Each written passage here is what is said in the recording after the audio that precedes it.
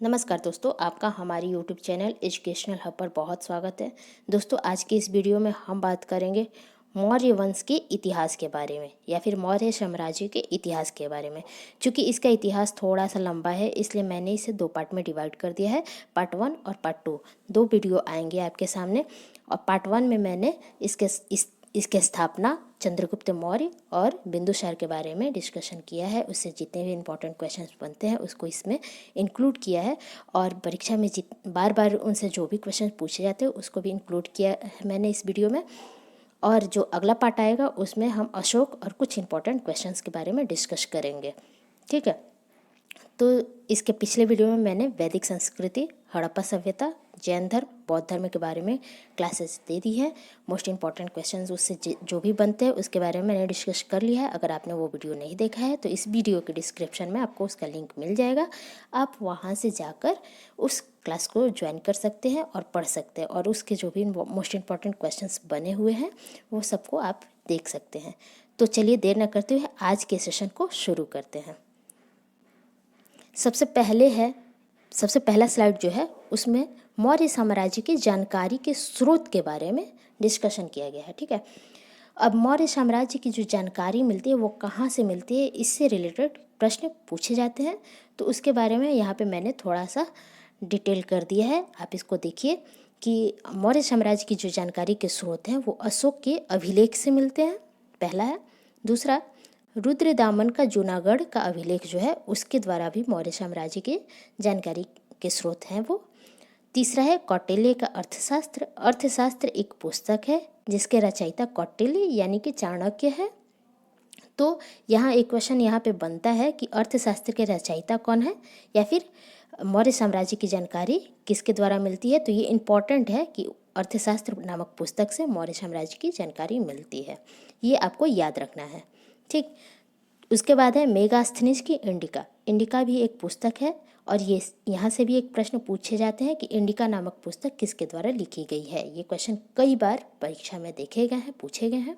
तो आपको ये याद रखना है कि इंडिका नामक पुस्तक जो है उसको मेगास्थनीज ने लिखा है, और उसके द्वारा मौर्य साम्राज्य की जानकारी भी प्राप्त होती है। ठीक है, नेक्स्ट है विशाख दत्त की मुद्रा राक्षस।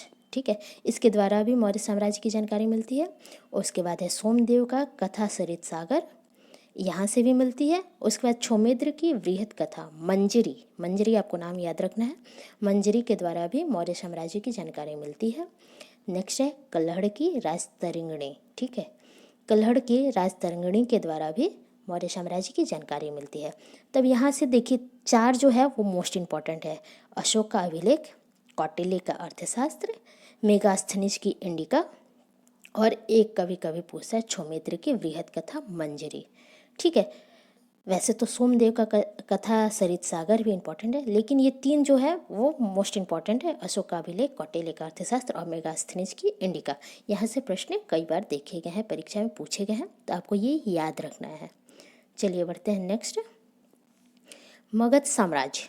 अभी हम पढ़ के आ रहे हैं मौर्य वंश या फिर मौर्य साम्राज्य के बारे में पढ़े हैं, लेकिन यहाँ पे मगध साम्राज्य के बारे में एक लाइन लिखी गई है कि मगध साम्राज्य के जो अंतिम शासक थे वो घनानंद थे।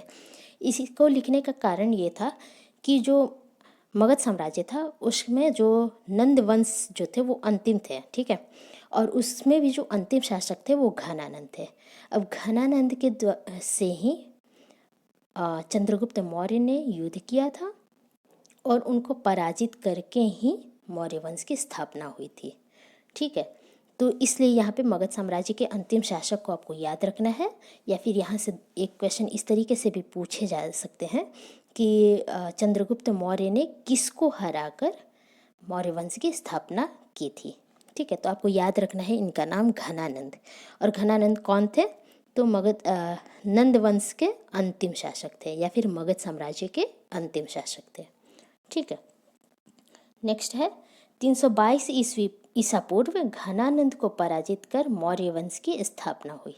अब यहाँ पे डेट आपको याद रखना है कि 322 ईसा पूर्व घनानंद से चंद्रगुप्त मौर्य ने युद्ध किया था, और उसमें घनानंद को पराजित कर दिया था उन्होंने, तब जाके मौर्य वंश की स्थापना हुई थी। ठीक है, नेक्स्ट है मौर्य वंश के संस्थापक कौन हैं? ठीक। तब चूँकि चंद्रगुप्त मौर्य ने ही युद्ध किया था तो उसके संस्थापक भी चंद्रगुप्त मौर्य ही हैं और ये इम्पोर्टेंट क्वेश्चन है, आपको याद रखने हैं। नेक्स्ट है, चंद्रगुप्त मौर्य के गुरु का क्या नाम था?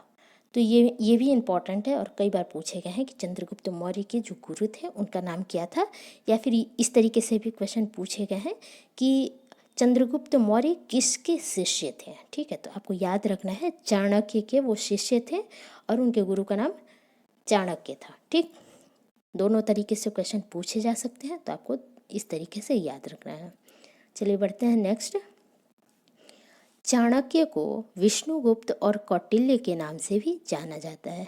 चाणक्य मौर्य वंश में बहुत ही इम्पोर्टेंट रोल उन्होंने अदा की थी, तो इनके बारे में थोड़ा सा डिटेल आपको 2-4 लाइन तो जानना ही जानना है, क्योंकि यहाँ से क्वेश्चन पूछे ही जाते हैं। ठीक, तो अगर मौर्य वंश से क्वेश्चन पूछता है तो ये तो संभावना है ही कि कौटिल्य या फिर चाणक्य के बारे में आपको प्रश्न आए। ठीक है, तो चाणक्य का 2 और नाम था, उनका नाम था विष्णुगुप्त और कौटिल्य। तो यहाँ पे एक प्रश्न इस तरीके से पूछता है कि पूछा जाता है कि चाणक्य के दूसरा नाम क्या था, चाणक्य का दूसरा नाम क्या था, या फिर चाणक्य को और किन किन नामों से जाना जाता है। तो आपको याद रखना है कि उनका और भी नाम था, वो था विष्णुगुप्त और कौटिल्य। और अभी मैंने पीछे डिस्कस की थी, देखिए इसके आगे भी है। इन्होंने अर्थशास्त्र नामक पुस्तक की रचना की थी। ठीक है, किसने की थी? चाणक्य ने अर्थशास्त्र नामक पुस्तक की रचना की थी, हमने अभी पीछे भी डिस्कस किया था, जो कि अर्थव्यवस्था, राजनीति शास्त्र, कृषि और न्याय इत्यादि के विभिन्न पहलुओं पर विचार किया गया है। ठीक है, इस पुस्तक में क्या है? अर्थव्यवस्था के बारे में बताया गया है, राजनीति शास्त्र के बारे में बताया गया है, कृषि और न्याय, इन सभी पहलुओं पर इसमें विचार किया गया है। ठीक है, तो यहाँ से यही मोस्ट इम्पॉर्टेंट लाइन यही है कि अर्थशास्त्र नामक पुस्तक की रचना किसने की थी? तो अभी पीछे भी मैंने बताया था कि अर्थशास्त्र नामक पुस्तक की रचना कौटिल्य ने की थी, या फिर चाणक्य ने की थी, या फिर विष्णुगुप्त, तीनों उन्हीं का नाम है। तो कोई भी ऑप्शन अगर दिया रहेगा तो आपको वहाँ पे टिक करना है। अब यहाँ से एक चीज़ और पूछता है कि अर्थशास्त्र नामक पुस्तक में मतलब ज़्यादातर और सारी चीज़ें तो थी ही, अर्थव्यवस्था भी था, कृषि भी था, न्याय भी था, लेकिन मोस्टली इसमें जो मोस्ट इम्पॉर्टेंट था वो था कूटनीतिज्ञ और राजनीति शास्त्र। ठीक है, तो ये आपको थोड़ा सा इसको आपको याद रखना है। चलिए बढ़ते हैं नेक्स्ट। अब यहाँ पे मैंने थोड़ा सा डिटेल कर दिया है मौर्य साम्राज्य के बारे में। ठीक है, थोड़ा सा आप ये सूची देखेंगे तो आपको थोड़ा सा डिटेल आपको समझ में आएगा। इसमें दिया गया है कि मौर्य साम्राज्य के जितने भी शासक थे उन्होंने कब से कब तक शासन किया है और कौन कौन से शासक रहे उसके बारे में यहाँ पे बताया गया है। तो पहले जो शासक थे और संस्थापक थे मौर्य साम्राज्य के, वो थे चंद्रगुप्त मौर्य। उन्होंने 322 ईसा पूर्व से लेके 297 ईसा पूर्व तक शासन किया था। ठीक है, उसके बाद उनके पुत्र चंद्रगुप्त मौर्य के जो पुत्र थे बिंदुसार, वो आए थे राजगद्दी पर, और उनका जो कार्यकाल था मतलब शासन काल था वो 297 से लेकर 272 या 268 ईसा पूर्व था। ठीक है, उसके बाद बिंदुसार के पुत्र आए थे अशोक।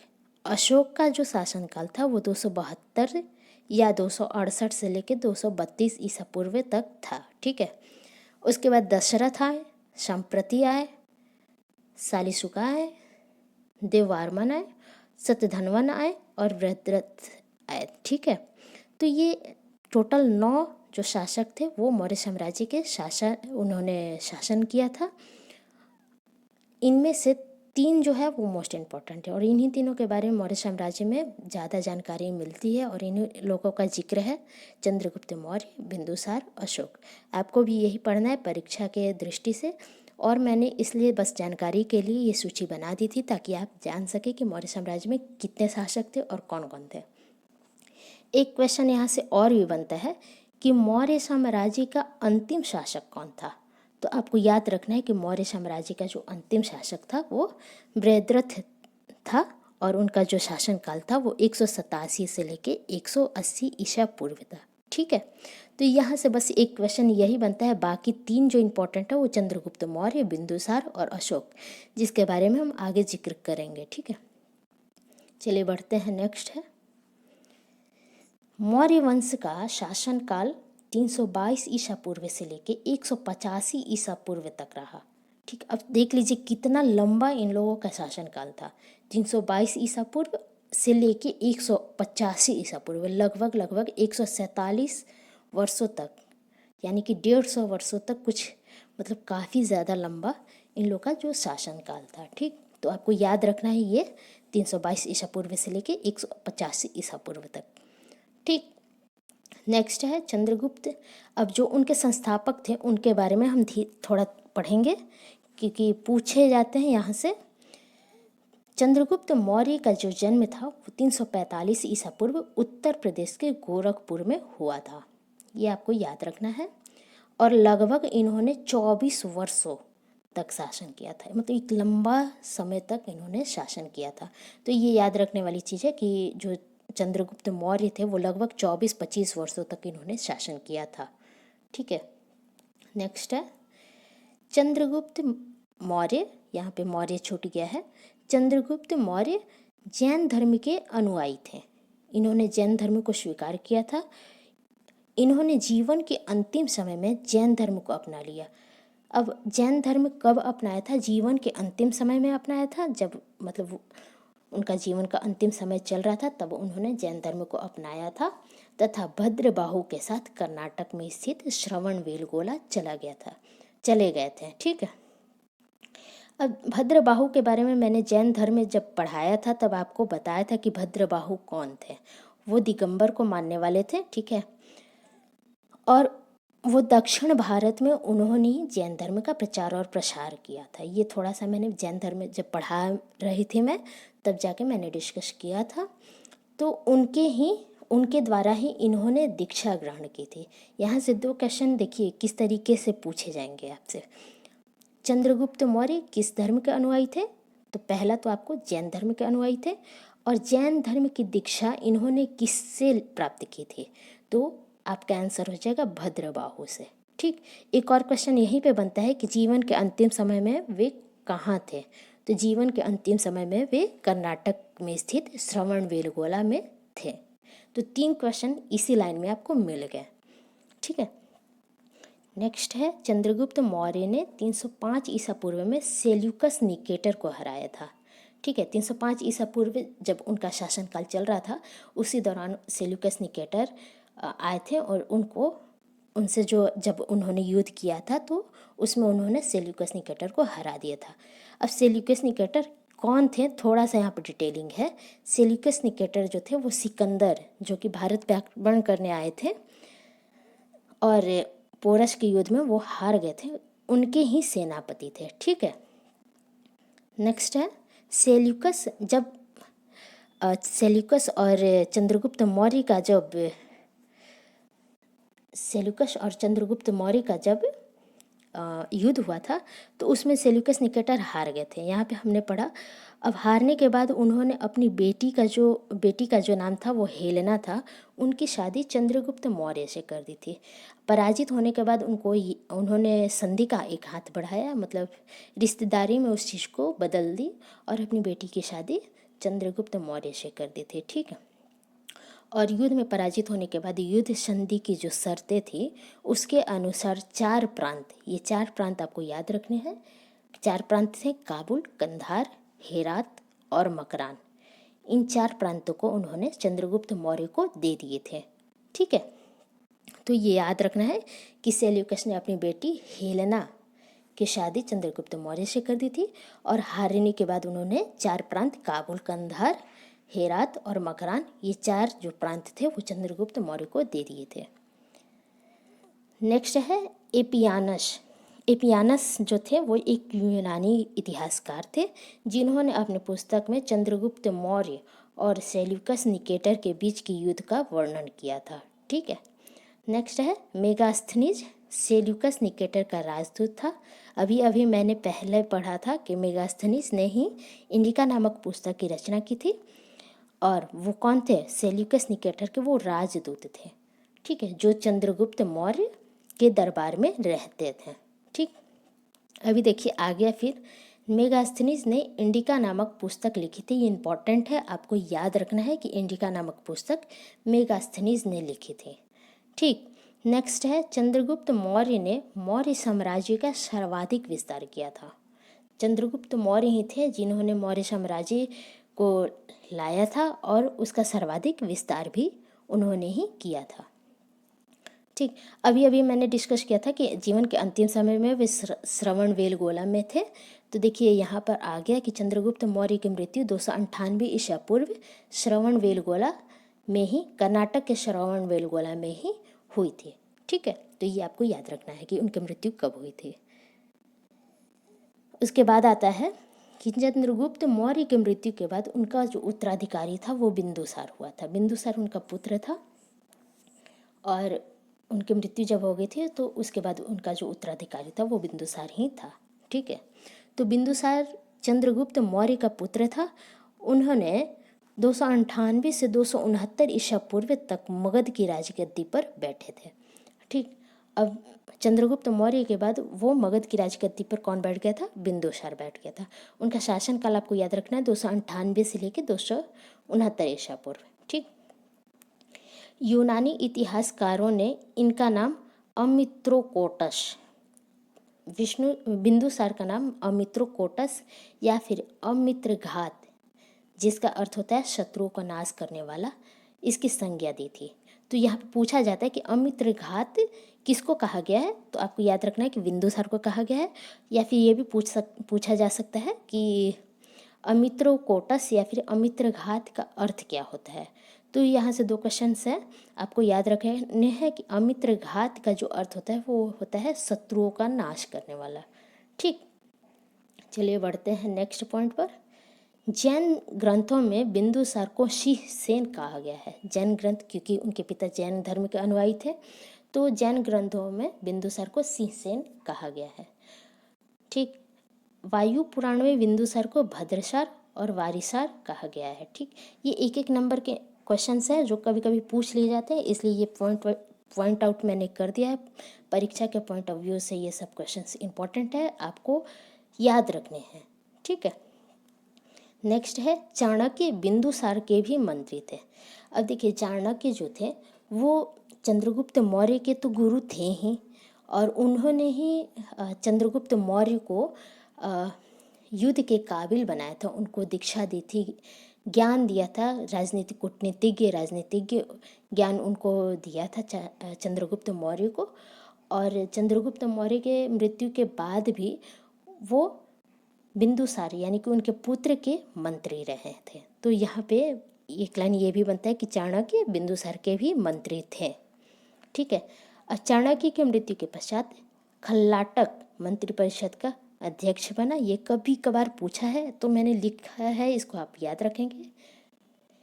नेक्स्ट है सीरिया के राजा एंटियोकस प्रथम ने मेगास्थनीज के बदले डायमेकस को अपना दूत बनाकर बिंदुसार के दरबार में भेजा था। ठीक, डायमेकस को मेगास्थनीज का उत्तराधिकारी माना जाता। अब डायमेकस कौन था? तो मेगास्थनीज जिसने इंडिका नामक पुस्तक की रचना की थी उसका उत्तराधिकारी उसको माना जाता है। ठीक है, नेक्स्ट है बिंदुसार के शासनकाल में तक्षशिला में 2 विद्रोहों का वर्णन मिलता है। इतिहास के पन्नों में बिंदुसार का जब शासनकाल चल रहा था तब तक्षशिला में 2 विद्रोहों का वर्णन मिलता है। ठीक, इन विद्रोहों को दबाने के लिए बिंदुसार ने सुसीम और बाद में अशोक को भेजा था। चूँकि वो विद्रोह उत्पन्न हो गए थे, 2 विद्रोह उत्पन्न हुए थे, इसलिए उन्होंने 2 लोगों को, एक तो उनके पुत्र थे अशोक उनको, और एक सुसीम नामक शासक थे उनको, उन्होंने वहाँ पर उस विद्रोह को दबाने के लिए भेजा था। ठीक है, नेक्स्ट है बिंदुसार ने सुसीम को तक्षशिला का गवर्नर बनाया। याद रखिएगा कि बिंदुसार ने किसको तक्षशिला का गवर्नर बनाया था? तो सुसीम को। कभी कभी कन्फ्यूजन हो जाता है कि अशोक को बनाया था या फिर किसको बनाया था, तो आपको कंफ्यूज नहीं होना है कि किसको बनाया था? बिंदुसार ने सुसीम को तक्षशिला का गवर्नर बनाया था और अशोक को अवंती का राज्यपाल बनाया था। ठीक, दोनों को 2 डिपार्टमेंट उन्होंने दे दिया था, 2 विभाग दे दिए थे और उसमें उनको काम करना था। ठीक है, बिंदुसार आजीवक संप्रदाय के अनुयायी थे। इस संप्रदाय की स्थापना मक्खली पुत्र कौशाल ने की थी। कभी कभी ये पूछा गया है कि बिंदुसार किसके अनुयायी थे? तो आजीवक संप्रदाय के अनुयायी थे। ठीक, नेक्स्ट है, बिंदुसार को बौद्ध विद्वान तारानाथ ने 16 राज्यों का विजेता बताया है। ठीक है, तो ये आपको याद रखना है। अब यहाँ पे बिंदुसार और चंद्रगुप्त मौर्य और मौर्य वंश की स्थापना से रिलेटेड जितने भी महत्वपूर्ण प्रश्न थे वो मैंने बताया है। अगली वीडियो में इसके आगे होगी मौर्य वंश का इतिहास और आगे भी चलेगा। नेक्स्ट वीडियो में उसमें रहेगा अशोक के बारे में। अशोक का जो शासनकाल था उनसे महत्वपूर्ण प्रश्न बहुत पूछे जाते हैं, उसमें वो चीज़ों का जिक्र रहेगा और भी जो अलग से महत्वपूर्ण प्रश्न होंगे उसका भी जिक्र उस वीडियो में किया जाएगा। उसके आगे मैंने एक प्रश्न पूछा है, वो है जैन धर्म से रिलेटेड। आपको इसका उत्तर कमेंट सेक्शन में करना है और बताना है कि जैन धर्म के 24वें तीर्थकर कौन थे। ऑप्शन दिया गया है अरिष्टनेमी, महावीर स्वामी, पार्श्वनाथ और ऋषभदेव। इनमें से कौन थे? आपने क्लास किया है तो आप बता देंगे, और अगर नहीं किया है तो जाइए वीडियो देखिए, डिस्क्रिप्शन में दिया गया है, वहाँ से देखिए, पढ़िए, पढ़ के यहाँ पे उत्तर दीजिए। तो अगर आपने अब तक अभी वीडियो को लाइक नहीं किया है तो लाइक कर दीजिए, सब्सक्राइब कर दीजिए और शेयर कर दीजिए अपने दोस्तों को, ताकि ज़्यादा से ज़्यादा